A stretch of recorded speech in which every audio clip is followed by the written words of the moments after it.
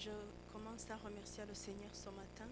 nshimye Imana ko ndi muzima Je remercie le Seigneur parce que je suis en bonne santé kandi nshimye Imana ko n'iteraniro mwese muri amahoro Imana ishimwe. et que vous aussi vous êtes en paix. Dieu merci. Nongeye gushima Imana kandi kubw'uyu mwanya mbonye Et je dis merci à Dieu de ce moment que je viens kuko ni umwanya w'igiciro gikomeye. de trouver parce que c'est le moment très précieux pour moi. Ntabwo ari abantu bose bajya bemererwa guhagarara aha, C'est pas tout le monde qui a la grâce de venir ici devant vous, ariko nshimye Imana ko nagiriwe ubwo buntu. Imana mais ishimwe. je dis merci à Dieu parce que sa grâce est au-dessus de moi. Nshimiye Imana rero kubw'ibyo, Imana yo mu ijuru ihabwa icyubahiro. Alors que notre Dieu soit loué de tout ce qu'il a fait. Nshimiye kandi ubuyobozi bw'itorero rya Je dis Goshen encore merci aux dirigeants de Goshen kubw'iyi opportunité nabo bampaye yo guhagarara imbere yanyu ngo de la dutangire bonne ijambo occasion qu'ils m'avaient offert de venir devant vous. ry'Imana. Imana yo mu ijuru ibaho umugisha. Que Dieu vous bénisse. Mu muryango wanjye ntabwo twabonetse twese, umudamu wanjye na Willy umuhungu wanjye mukuru ntabwo bameze neza, Ma femme et mon fils aîné ne sont pas en bon état ce ariko matin, turizera ko Imana izakora ibikomeye bagakira bakamera mais nous neza, avons la foi en Dieu qu'ils vont se rétablir. kandi muri byose ngo duhe dushima. Et nous disons toujours merci en toutes choses. Turashimira Imana kandi nanone ko yaduhaye ahantu ho kuba hagutse. Imana yo mu ijuru ihabwa icyubahiro. Et nous disons merci parce que Dieu nous a donné une grande maison. Ubwo une demeure. nimvuga hagutse ku bari bahazi baramenya icyo nshatse kuvuga. Si je dis que c'est grand, ceux qui connaissent là où j'étais avant, ils vont savoir c'est quoi que je suis en train Abantu de dire. bakuru nyine niko tuvuga, ntitujya turondogora cyane. Imana ihabwa icyubahiro. Les adultes, nous nous protégeons en parole. Nshimye Imana rero ku bw'uyu mwanya tugiye kumarana, Je dis merci du temps que je vais passer avec vous. umwanya w'igiciro rwose cyinshi. C'est le kandi temps très buri wese précieux wagiriwe pour ubuntu chacun bwo kuboneka qui a eu la grâce d'être ici ce matin. tugiye kuganira ku magambo y'Imana, Nous allons partager la parole de Dieu kubera ko amagambo y'Imana ntajya aba magufi cyangwa ngo abe maremare, puisque la parole de Dieu n'est pas court ou long, kuko Imana yacu tutajya turambirwa kumva ibyo itubwira. parce que nous avons toujours le courage d'écouter sa parole. Tugiye kuganira ku magambo y'Imana ari mu Bami ba kabiri, Nous allons partager la parole qui est dans 2 Rois, ibice byaho ni bibiri, umurongo turaza guhera ku murongo wa chapitre mbere. 2 et verset 1. Tutarahasoma ndagira ngo mbabwire intego y'aya magambo, umutwe wayo uko uza kuba umeze Le cyangwa titre se de uko cette parole, nawise. Umutwe w'aya magambo uko nawise uravuga ngo ndabizi ariko nimuceceke. j'ai donné le titre comme Je connais tous mes taisez-vous. Ndabona abantu bose bahise bumirwa cyangwa se bibaza Tout ibyo le ari byo. monde est étonné, chacun se demande de quoi il s'agit. Ariko impamvu mwumiwe ubwo hari urugero mutarageraho mu gusoma Bibiliya, iyo muba mwarahasomye muba mwabaramaze muba muhise mumenya aho nshatse kuvuga hariho. Mais si ça t'épate, c'est-à-dire que tu ne lis pas bien la Bible. Irindi jambo riravuga ngo gutegereza cyangwa kwitegereza. L'autre parole dit que attendre ou regarder, Kwitegereza, observer, c'est ça. kwitegereza iyo witegereje bisaba ko wihangana kugira ngo Si- icyo witegereza ukibone.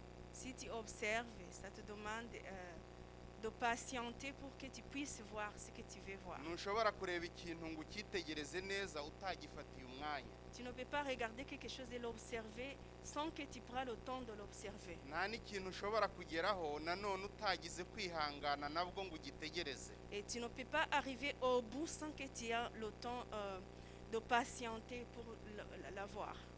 Ariko ibyo byose bisaba kumenya ijambo rivuga ngo ndabizi ariko nimuceceke. Mais Haleluya. dans tout ça, il faut que tu saches le mot qui dit Je connais tous mes taisez-vous. Iri jambo rivuga ngo ndabizi ariko nimuceceke Cette parole qui nous dit que je connais tous mes taisez-vous, ni ijambo rifite imbaraga zikomeye c'est cyane, une parole très très puissante.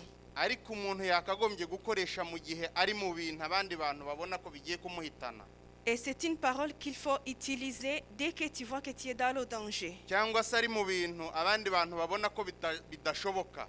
Ou bien quand tu te trouves dans les choses qui semblent difficiles ndagira ngo ou impossibles. n'ubundi umuvandimwe wacu Imana yahaye impano yo gusoma hadusomere. Je demande à notre frère de lire ahereye ku murongo wa mbere agarukirize kuri 15. Des Rois chapitre 2 verset 1 jusqu'à 5.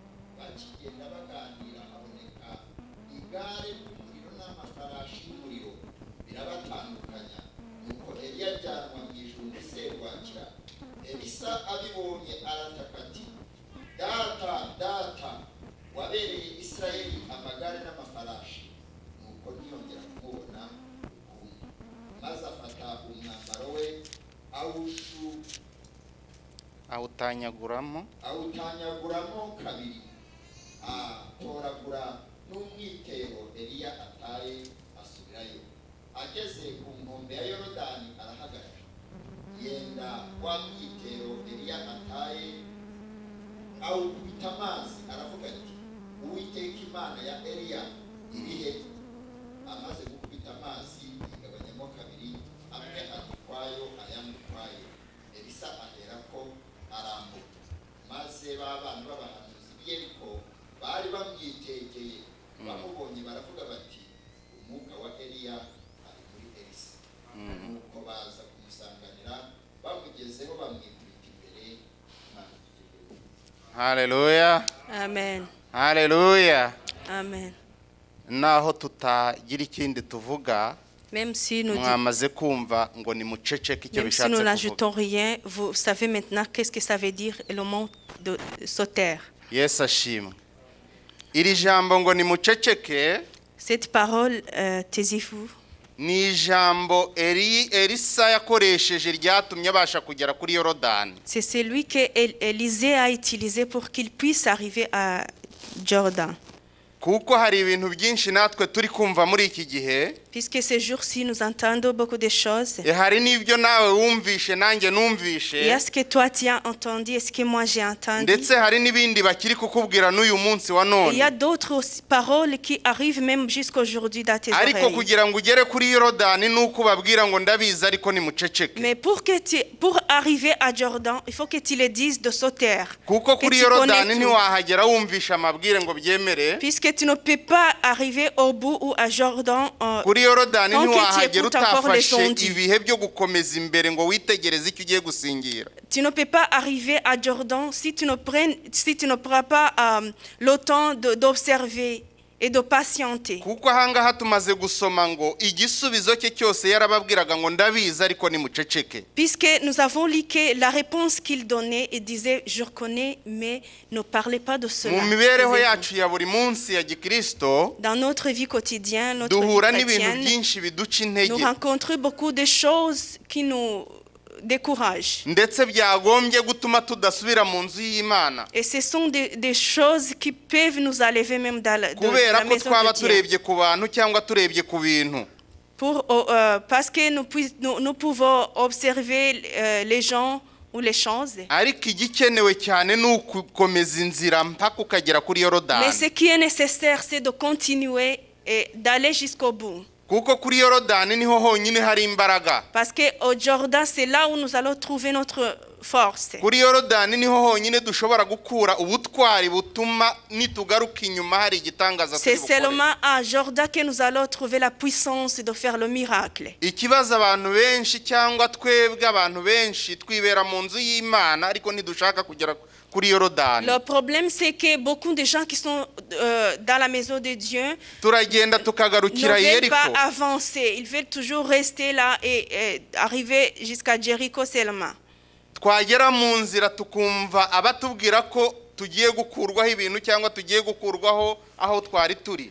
Quand nous arrivons au milieu du chemin, nous entendons toujours les ondits des gens qui nous découragent. Ibyo bikadusubiza inyuma tutaragera kuri Yorodani. Et ça nous décourage et nous reculons.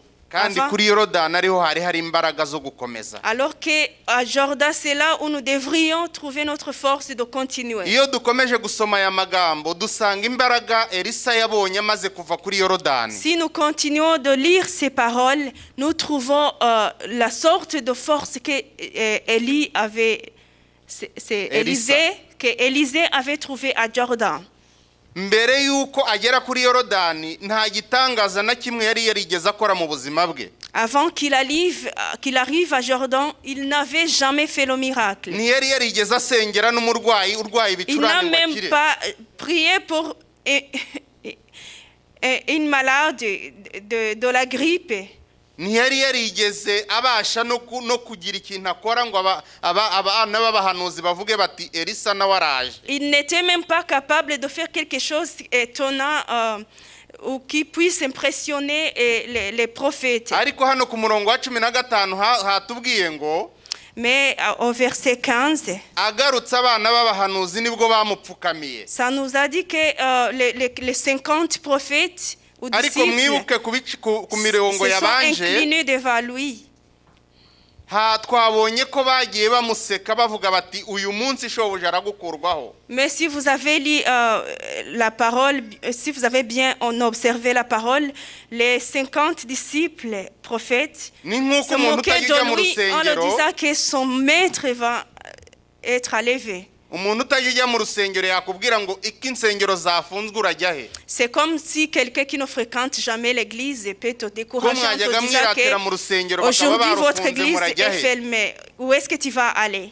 Ariko ijambo riravuze ngo ndabizi ariko nimuceceke. Mais la parole nous dit, je Alléluia. connais, mais ne parlez pas de cela. Ndabizi ariko Taisez-vous. nimuceceke. Je connais tout, taisez-vous. Ndabizi ko hariho ibibazo ariko nimuceceke. Je le sais qu'il y a des problèmes, mais Kuko taisez-vous. iki gisubizo guceceka Puisque la réponse qui dit de se taire, nicyo cyatumye Elisa abasha kugera kuri Yorodani. c'est juste cette réponse qui l'a poussé à arriver au bout. kandi avuye kuri Yorodani musome muraza gukurikirana ibitangaza yakoze avuye kuri Et si Yorodani. vous continuez de lire la parole, vous allez voir tous les miracles qu'il a été capable de faire. Avuye kuri Yorodani amaze guhabwa imbaraga z'umwuka wera, Après avoir fréquenté le Jourdain, il niho a eu la yabashije force du guhumanura Saint-Esprit. amazi yari yarahumanye. Et c'est là où il a fait le miracle d'enlever le mal qui était dans l'eau. Niho yabashije gukora ibintu Imana yagombaga kumukoresha. C'est là où il a été capable de faire tout le plan de Dieu. Dukeneye imbaraga z'umwuka wera kugira ngo tubashe gukora ibintu Nous bidashoboka avons mu besoin buzima de la bwacu. force du Saint-Esprit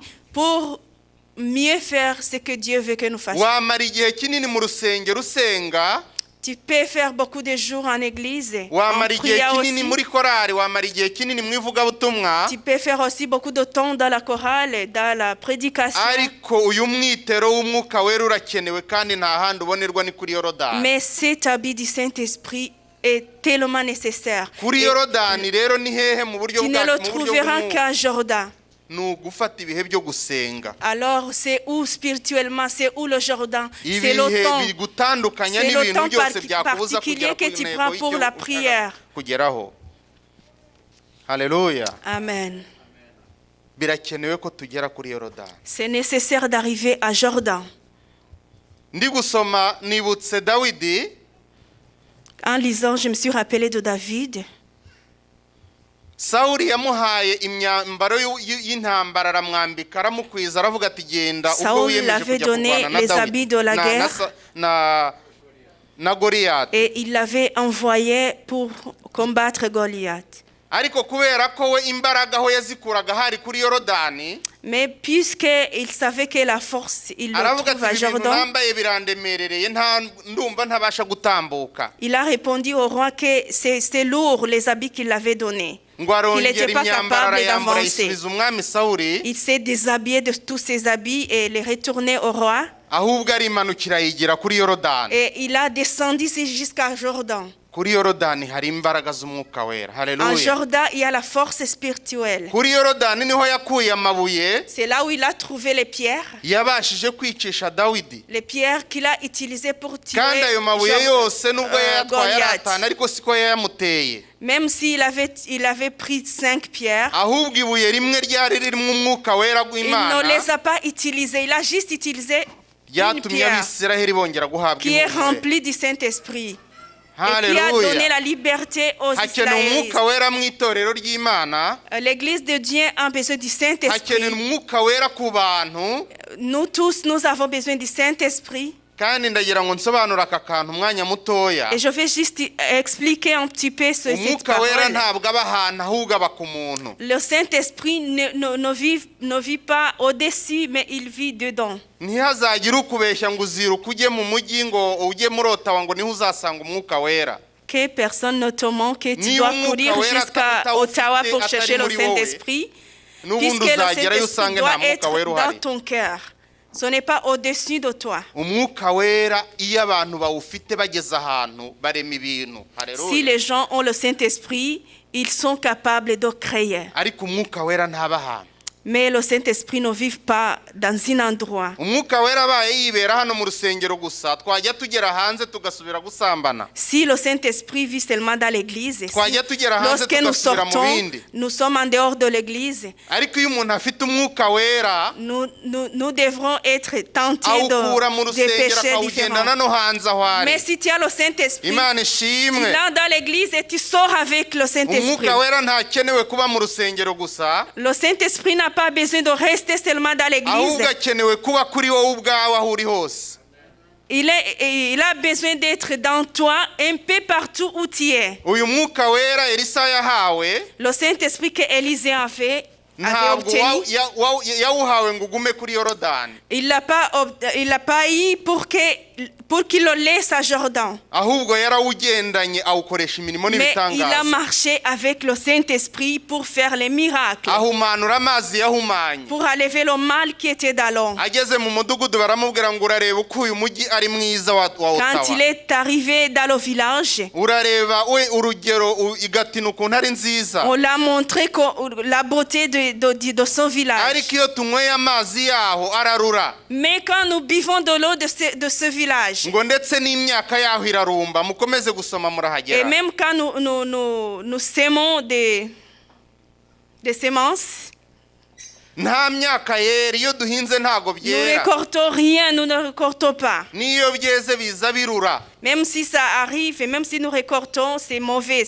arangije arababwira ngo nimuzane impereza muzane umunyu gusa ku mperezo Élisée les a demandé d'amener du sel.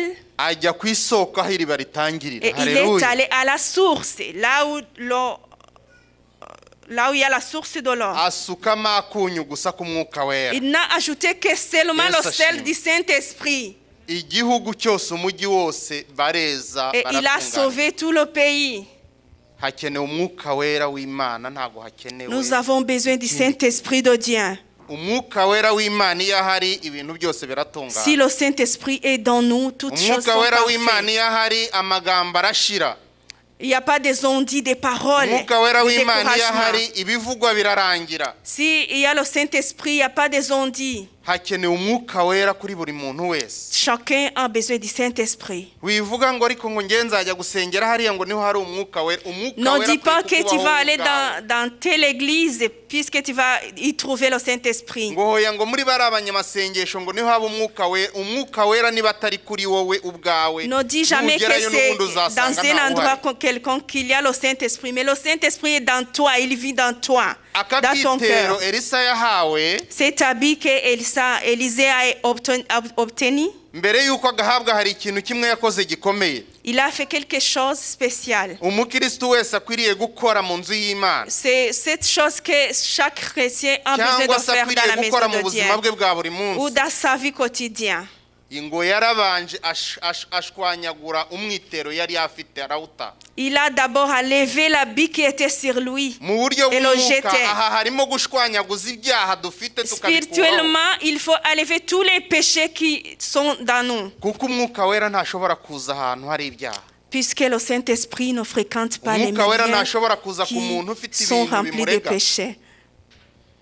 ntabwo ndi kubabwira aya magambo kugira ngo munkunde Je ne vous dis pas ces paroles pour que vous puissiez m'aimer, ahubwo ndababwira iby'umwuka wera akeneye mais je vous dis ce que le Saint-Esprit a besoin dans vous. kandi ikindi kintu nabonye abantu tudajya dutandukanya Une autre chose que j'avais vue, igihe cyose umuntu azahagarara hano ari kuvuga ijambo ry'Imana tant que quelqu'un est ici devant vous en train de parler la parole de ujye umenya Dieu, gutandukanya aba bantu babiri bari imbere yawe il faut savoir comment différencier deux personnes uwa qui sont mbere ni devant toi. umwigisha w'ijambo ry'Imana La première personne, c'est le prédicateur de la parole. uwa kabiri ni umuvugabutumwa w'ijambo ry'Imana La deuxième personne, c'est celui qui annonce à vous nimbona la umwanya parole de Dieu. nzabatandukanyiriza ibyo bintu Si byombi j'ai la chance de revenir devant vous, umwigisha Je vais ni vous ukwigisha différencier kuri ces deux. sitori z'ibyabayeho cyangwa z'iby'Imana ishaka ko c'est lui qui mwakora annonce la parole, donc c'est lui qui enseigne la parole. ariko umuvugabutumwa arasa ku cyaha akarasa no ku ntego y'Imana yashatse ko avugaho Mais celui qui prêche la parole de Dieu, il vise toujours au péché. baratandukanye cyane rero nibazajya bahagarara aha ujye umenya ngo uyu Ils munsi sont Imana tellement yakuzaniye iki différents. Il faut toujours savoir les différencier. impamvu tutajya twakira iby'Imana yaduhaye La raison que nous ne prenons pas ce duhora que Dieu nous a twabishyize ku donné, mpere zimwe gusa ntitumenye kubitandukanya c'est juste que nous les mettons sur le même assiette Ariko et hakenewe nous ne umwuka sommes pas wera. capables de les différencier. umwuka wera utari ahantu ahubwo uri ku muntu Mais nous avons besoin du umwuka Saint-Esprit wera akagendana qui nawe n'habite wicaye pas ahantu quelque part, mais qui habite dans ton cœur. umwuka wera akaguha kumenya ibintu abandi batari Le kumenya muri iki gihe Saint-Esprit qui te révèle des choses cachées umwuka wera au bien des autres. akaguhishurira imibereho y'imbere izaza uko imeze Le Saint-Esprit qui te montre la vie qui arrive, donc ton avenir. dukwiye kugira umwuka wera uduhishurira ibizaba mu gihe kizaza. Nous avons Alléluia. besoin du Saint-Esprit qui nous révèle les choses cachées. umwuka wera akakumenyesha umugabo uzashaka mbere y'uko Le umushaka. Saint-Esprit te révèle le mari qui va umwuka wera te marier akakumenyesha dans les umugore jours uzashaka mbere qui y'uko viennent. umushaka. Le Saint-Esprit te révèle ta femme, ton baza ta future femme. kukurambagiza ukaba uzi neza ko ibyo bintu bihuye n'Imana yo mu Si ijuru. vraiment quelqu'un vient te demander la main, tu es sûr et certain que Dieu t'avait révélé de ikibazo ça. kiriho urubyiruko rwinshi rutangira kurambagizwa bamaze gukora ubukwe kuri uwo munsi. Le problème, c'est que les jeunes d'aujourd'hui, avant d'être icyo bita mariés, fiançailles igatangira bari mu cyumba. et avant d'être mariés, ils se fréquentent avant Ibyo le mariage. ni ibyago by'itorero rizaza mu gihe kizaza. C'est le problème vraiment de l'église de l'avenir. menya kugira umwuka wera uguhishurira ibintu bizakubaho mu gihe kizaza. Et Haleluya. le Saint-Esprit, prie toujours pour le Saint-Esprit kandi qui te ntubikure révèle ku des choses. bahanuzi gusa. Haleluya. Amen. ntubikure ku bahanuzi gusa. N'enlève pas seulement ça aux prophètes. kuko aha twasomye ngo abana b'abahanuzi baramubwiye ngo uyu munsi shebuja aragukurwaho. Puisque les prophètes l'avaient dit que son maître va être enlevé. ce jour-là. ubuhanuzi ni bwiza ariko Elisa yagize ubwenge areba imbere. C'est bon d'écouter la prophétie, mais Élisée a eu la sagesse de regarder spirituellement. abantu benshi barashaka kumva Imana ibabwira gusa ariko bo ntibashaka kugera igihe Les gens ont bayibwira. besoin d'écouter ce que Dieu a dit à travers les prophètes. bariruka bajya ku muntu uhanura gusa Ils, ariko ils ntibakeneye kumva courent icyo Imana toujours pour bibavugaho aller ubwabo. écouter les paroles des prophètes.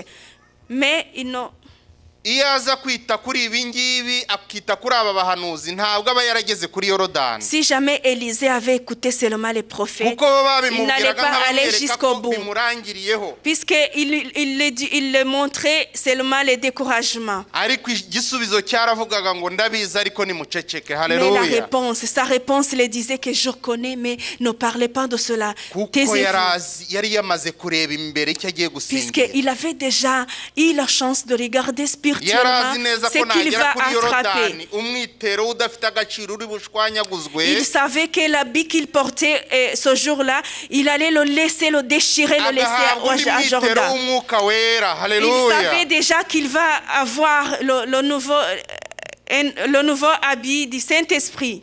umwuka wera w'Imana muri iki gitondo abishimire. Que le Saint-Esprit soit umwuka wera content de vous ce w'Imana matin. abasange mu izina rya Yesu. Que le Saint-Esprit entre umwuka dans wera vos cœurs w'Imana ce akwiriye matin. kuba ku baririmbyi.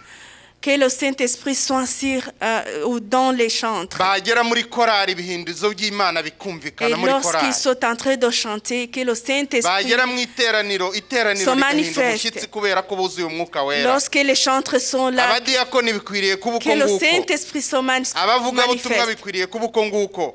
C'est la même chose que urubyiruko les abacuranzi bikwiriye kuba uko prédicateurs, nguko. que tous les musiciens. uyu mwuka wera w'Imana arakenewe. aka kitero k'Imana karakenewe.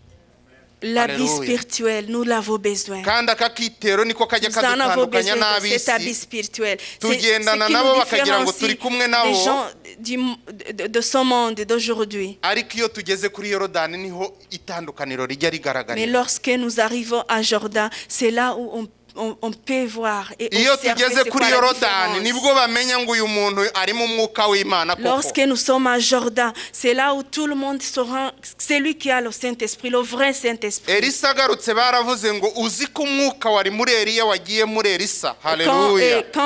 Élisée était en train de retourner, c'est là où ils ont remarqué que le Saint-Esprit qui était dans Élie est maintenant dans Élisée. ariko mbere ntibabibonaga Mais avant, ils ne pouvaient pas voir, kuko nta mwuka wera yari afite. puisqu'ils n'avaient pas du ariko amaze Saint-Esprit. kuwuhabwa baravuga ngo tugupfukamye imbere umwuka wera w'Imana. Mais après avoir eu le Saint-Esprit, Alléluia. tout le monde s'est incliné umwuka wera devant w'Imana Élisée. abaho umugisha. Que le Saint-Esprit umwuka vous wera bénisse. w'Imana abazeho. Que le Saint-Esprit umwuka entre wera dans vos w'Imana cœurs. amanukire muri mwe. Que le Saint-Esprit umwuka entre wera dans vos w'Imana chaînes. nanjye aze muri nge. Que le Saint-Esprit entre aussi dans mon cœur. kugira ngo uko tubayeho kwa buri munsi tukumenye. Pour que mbere notre y'uko vie quotidienne, nous puissions bien le savoir. ndabizi ibintu ni byinshi Je sais qu'il y a beaucoup de choses, ariko byose bibwire ngo nimuceceke mais ndabizi dites à toutes ces choses de se taire. kugira ngo ugere kuri Et Yorodani. montre-les que tu connais tout. ntushobora pour que kuzigera tu wicara mu puisses mwanya arriver, w'icyubahiro pour que tu puisses arriver au bout. utabwiye ibintu ngo nibiceceke. Tu ne peux pas y arriver si tu ne dis pas aux choses ntushobora de kwiga ngo sautèrent. urangize utabwiye ibintu bimwe ngo nibiceceke. Tu ne peux pas finir tes études quand tu ne dis pas au découragement de ntushobora sautèrent. gukora akazi umunsi wose ngo ukarangize utabwiye ibintu bimwe ngo Tu ne peux pas nibiceceke. finir ton travail lorsque tu ne dis pas aux choses qui te découragent de sautèrent. njya mbibona ndi ku kazi, hari igihe ngerayo mu gitondo nkumva rwose mu masaha 4 nkumva nataha muri Des fois, quand je suis au travail, à 10 heures, je me sens tellement fatiguée ariko et nyankunda découragée. kugendera ku ijambo rivuga ngo imbaraga z'umutima nizo ziguhesha gusingira icyo Mais umubiri j'utilise ukeneye. toujours la parole qui dit que Alléluia. la force du cœur, c'est lui-même qui te donne la force imbaraga d'aller jusqu'au bout. z'umutima zo kwihangana ziguhesha gusingira ibindi bintu abantu C'est batabona. donc la force du cœur qui t'encourage pour aller jusqu'au bout, pour attraper des choses que les autres ibigeragezo gens bya buri ne munsi puissent pas duhura voir. nabyo byatuma tutagera aho tugera, Les épreuves que nous traversons peuvent nous freiner. ariko jya ubihindukirira ubwire uti nimuceceke Mais ndabizi mu izina tourne-toi rya Yesu. pour le dire de sauter au nom puissant de Jésus-Christ. kuko iyo wamaze kubimenya biguha gusingira ibindi bintu biri imbere. Parce que dès que tu les connais, ça te donne aussi la force d'avancer et d'attraper toutes choses. umwuka wera tu w'Imana vois abasobanurire spirituellement. kurushaho Que le Saint-Esprit continue de vous expliquer kandi de abaha plus en umugisha mu plus. izina rya Et Yesu. qu'il vous bénisse au nom de Jésus. muhaguruke dusenge Imana. Lèvons-nous pour prier, s'il vous plaît. Haleluya, Amen. haleluya, Amen. haleluya. Amen. Amen. mwuka wera w'Imana abazeho muri iki Que gitondo mu le izina rya Yesu. Saint-Esprit soit dans Oh, vous hallelujah. ce matin. mwami Imana yacu mu izina rya Kristo, Seigneur Jésus, turagushimiye kubw'ijambo ryawe te waremye disons merci pour ta parole kandi que tu as ukarishyiriraho kugira créée. ngo turimenye Et turivuge. tu l'as mis là pour que nous puissions le ntabwo ari dire. twe tuvuze ahubwo ni wowe Ce n'est uvuze, pas nous qui parlons, mais kandi c'est toi-même turakwinginze qui kugira parles ngo dans nous. umwuka wera Nous w'Imana te supplions asobanurire iteraniro pour que ton ryose. Saint-Esprit mwuka wera w'Imana continue à agenderere expliquer toutes umwana choses muto, dans chaque umusore cœur. n'inkumi, umusaza Nous te demandons n'umukecuru, que le umugabo Saint-Esprit n'umugore, soit dans tous les cœurs, mu tous les izina cœurs rya qui sont Yesu ici ce dusobanukirwe matin. iri Et les jambo. cœurs des gens qui ne sont dusabye même pas ici. umwuka wera atuzeho. Que le Saint-Esprit soit Oh, dans notre vie. haleluya. Alléluia. uduhe kugira akakitero nk'ako Elisa yari afite, Donne-nous l'habit nouvelle, akitero katumye agera kuri Yorodani agaruka abasha l'habit kugakubitaho biremera. spirituel. Celui qui a mu aidé izina rya Élisée Yesu Kristo de quitter encore. duhereze umwuka wera, Offre-nous le hereza abana bato Saint-Esprit. umwuka wera, Donne le Saint-Esprit hereza aux abasore petits umwuka enfants. wera, hereza Oh, urubyiruko hallelujah. umwuka wera mu izina rya Yesu. turagushimiye nyiringabo, Nous te disons merci, turagushimiye Seigneur. ko ukomeje Nous kwihesha te icyubahiro. glorifions. izina ryawe nirishyirwe Au nom hejuru, puissant de Jésus. dufatikanyije Que ton n'ibizima nom n'abakerubi soit n'abasarafi kuvuga kuri uwera. Alléluia. Oh, Nous haleluya. disons que tu es tugukomeye saint. amashyi, turagushimiye. Nous applaudissons. izina ryawe niryubahwe, Que ton nom soit icyubahiro glorifié, n'ikibi cyawe mu Seigneur. izina rya Yesu. Au nom puissant de Jésus-Christ. Amen.